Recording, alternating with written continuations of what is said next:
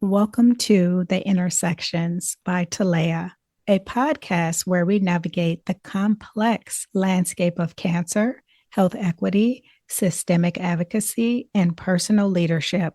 I'm your host, Talaya Dendi, a cancer doula, seasoned cancer thriver, 2025 Bush Fellow, and a few other titles, none of which mean a thing if I'm not making a positive impact, helping others, and having fun while doing the work. This space is for leaders, advocates, and thrivers who are ready to look beyond the surface of the cancer journey to address the systems that shape it. As part of my 2-year Bush Fellowship, I'm documenting this journey in real time, making this a working laboratory for anyone looking to grow their leadership, especially aspiring Bush Fellows. Let's dive into today's reflection. I'm what many consider a quiet person. However, today, I'm going to say some things out loud. I'm addressing the elephant or one of the elephants in the room. Please pull up a chair and join me for a hearty bowl of gumbo. I must be honest, I've noticed a shift since I became a 2025 Bush Fellow. My inbox is fuller. Doors that were once triple bolted for years are suddenly swinging open. Now, don't get me wrong, I'm grateful and I'm a realist. Before walking through a door, I must evaluate if it is the right door for me, my mission and purpose, and the community that I serve. But there is a reality. Although I have learned and grown more since being awarded the Bush Fellowship, in my heart and at my core, I'm the same Talaya I was 8 months ago when the Bush Fellows were announced in June. So we have to ask, why does the system wait for a stamp of approval to acknowledge a leader's worth? This episode is about the validation trap, the habit of ignoring in the trenches work until it is validated by a prestigious title. I am beyond grateful to the Bush Foundation. They saw my vision I had for the cancer community when it was still quiet work. They didn't wait for me to be popular. They saw the asset in the person. I am also grateful for everyone who gave me an opportunity. And I must bring this observation front and center. But the silence from the world before an award or recognition of this caliber can make us ask, was I not worthy before in their eyes?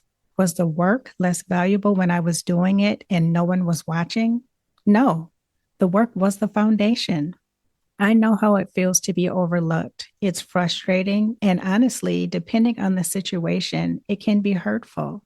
My grandmother always taught me that you can't rush the pot. When you're in those quiet years, your gumbo of emotions is boiling. You feel the heat of rejection and the spice of frustration. The temptation is to turn the fire up or to take a shortcut just to get it over with. But grandma's wisdom was about the slow cook. Even when that pot is boiling over, you do not have to sell your soul, cut corners, or play games to be successful. If you keep your heart right and your ingredients pure, the result will be something that can't easily be swayed. Integrity isn't a choice, it's the recipe. But here's a distinction.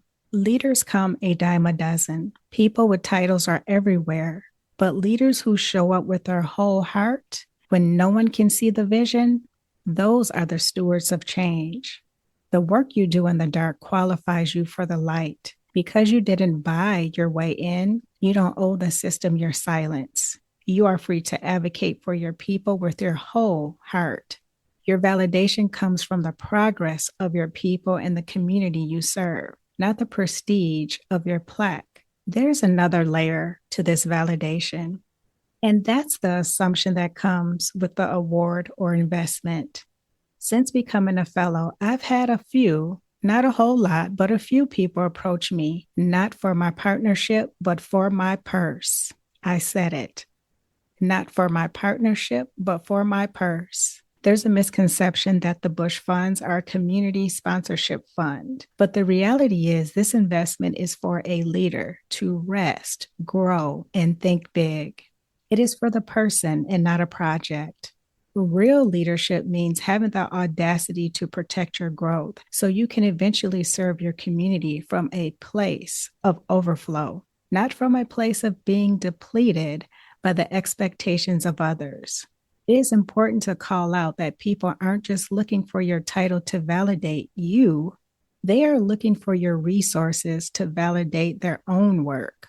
Grandma taught me that you can't feed the whole neighborhood if you don't keep enough in the pot to feed your family first.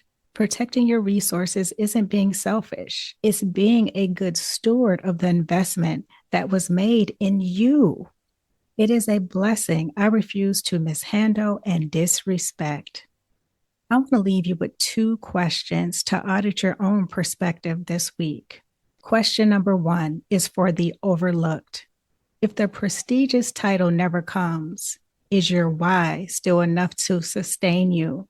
Is your mission rooted in applause or in the impact? Question number 2 is for the overlooker. I have to ask, who are you ignoring right now simply because they don't have the right stamp of approval? Do you have the audacity to recognize a leader by the integrity and consistency of their footprints? I'm going to say that again.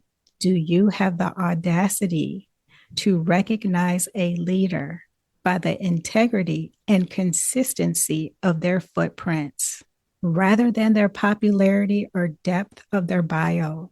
Maybe they prefer to let their work speak for them because real work leaves a trail, even if it doesn't have a spotlight on it yet.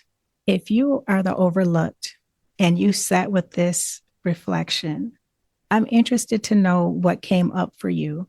Will you be okay if a prestigious title never comes? How will you acknowledge and award yourself if it never comes from others? I want to encourage you to clap for yourself now and don't wait for others to clap for you. For the overlooker, as you sit with the reflection, I would like to encourage you to think about a time when someone opened a door for you, when someone gave you a chance. How did that help you? Did it take anything from the giver? Are your decisions being led by quote unquote popularity and the usual suspects that we always see? Are those the only people that are in your frame? Is your frame that small? Are you seeking out? Are you looking for the people who don't make a lot of noise, but their work speaks volumes? I would love to know your thoughts on these reflections. Leave your comments on Substack for this episode at talayadindy.substack.com. Thank you for joining me for this reflection. Leadership and advocacy isn't just about the work we do. It's about the person we become while doing it.